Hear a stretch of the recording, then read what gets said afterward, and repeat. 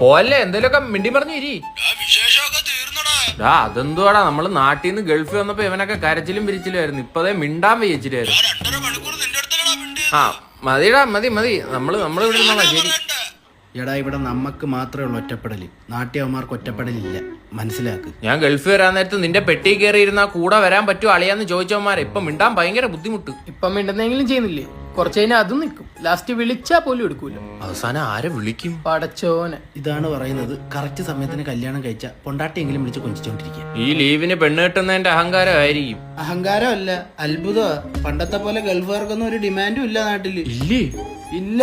പണ്ട് ഗൾഫുകാരനെന്ന് പറഞ്ഞാൽ പെണ്ണിനെ അടുത്ത് കൈ തരുമായിരുന്നു. ഇപ്പൊ 100 കൂട്ടം ചോദ്യങ്ങളാ. ഗൾഫിലെവിടാ? മസ്കറ്റിലാണോ? മൊസ്കിറ്റോ അടിച്ചിരിക്കുകയാണോ? ഇതിനെല്ലാം ഉത്തരം കൊടുക്കണം. ഫാത്തിമയുടെ വീട്ടിൽ പോയി ഗൾഫുകാരനാന്നും പറഞ്ഞ് പെണ്ണു വയ്ക്കാൻ നിന്ന് ഞാനിപ്പോ ആരാ ഷിയാബിക്ക?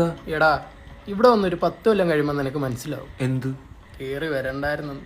10 കൊല്ലം എടുക്കുമോ മനസ്സിലാക്കാൻ? നിനക്ക് അബ്ദുൽ ഖാദറിനെ അറിയാവൂ? ഇല്ല. ആരാ? പണ്ട് അവൻ എന്റെ കൂടെ പേർഷ്യ വരാൻ നേരം അവന്റെ കീശയില് 2 ദിർഹം ഉണ്ടായിരുന്നു. ഇപ്പോഴോ? ഇപ്പൊ അതുപോലും ഇല്ലാതെ ഇന്നലെ ചന്തയിൽ നിൽക്കുന്നറാ. കണ്ടാ കടം ചോദിക്കും. അതുകൊണ്ട് ഞാൻ വേണ്ടിയില്ല. ഗൾഫിൽ കയറി രക്ഷപ്പെടാൻ വന്നവന്റെ അടുത്ത് പറയുന്ന കഥയൊക്കെ ഇത്. അതേക്ക ഈ പെണ്ണ് കെട്ടാൻ വേണ്ടി നാട്ടിൽ പോകുമ്പോഴേ പെണ്ണിന്റെ വാപ്പാക്ക് എന്തെങ്കിലും വാങ്ങിച്ചോണ്ട് കൊടുക്കണം. തോടുള്ള അണ്ടിപ്പരിപ്പ് വാങ്ങിക്കോട്. എന്തിനേക്കാ? ഇരുന്ന് തൊലിക്കട്ടങ്ങേരി. അധികം മരുമോനാന്ന് അറിഞ്ഞപ്പോഴേ അങ്ങേര് തൊലിച്ച്. പെണ്ണ് കെട്ടിയിട്ട് നിന്റെ പ്ലാൻ എന്തോന്നു? കല്യാണം കഴിഞ്ഞ് പെണ്ണിന്റെ വീട്ടുകാർ ചോദിക്കുന്ന പെണ്ണിനെ കൂടെ ഗൾഫിൽ കൊണ്ടുപോകത്തില്ലേ?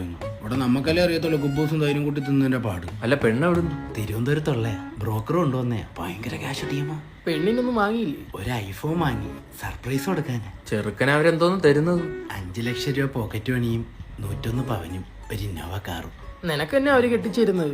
എന്തൊക്കെ എനിക്കൊരു കുഴപ്പം? ഞാനും അവളും തമ്മിൽ നല്ല ഇഷ്ടത്തില്ല. അവളെന്നെ ഇക്കച്ചീന്നാ വിളിക്കുന്നത്. നീ തിരിച്ചോ? മുത്തച്ചിപ്പീന്ന്.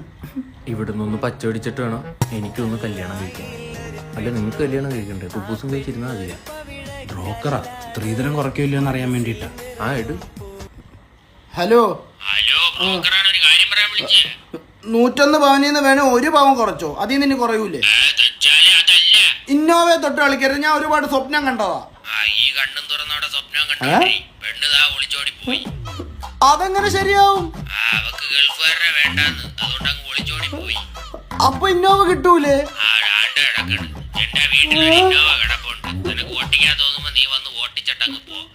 ഹലോ, ആ ബാഹുബലി ബഡ്ജറ്റുള്ള സ്ത്രീധനം കേട്ടപ്പോഴേ എനിക്ക് മനസ്സിലായി ഇത് നിങ്ങൾക്കുള്ളതല്ല. നീ ഏത് ഐഫോൺ ആയിരുന്നു അവൾക്ക് വാങ്ങിച്ചത്? iPhone 6 second hand. ഒളിച്ചോടി പോയില്ലേ അത്ഭുതമുള്ളൂ.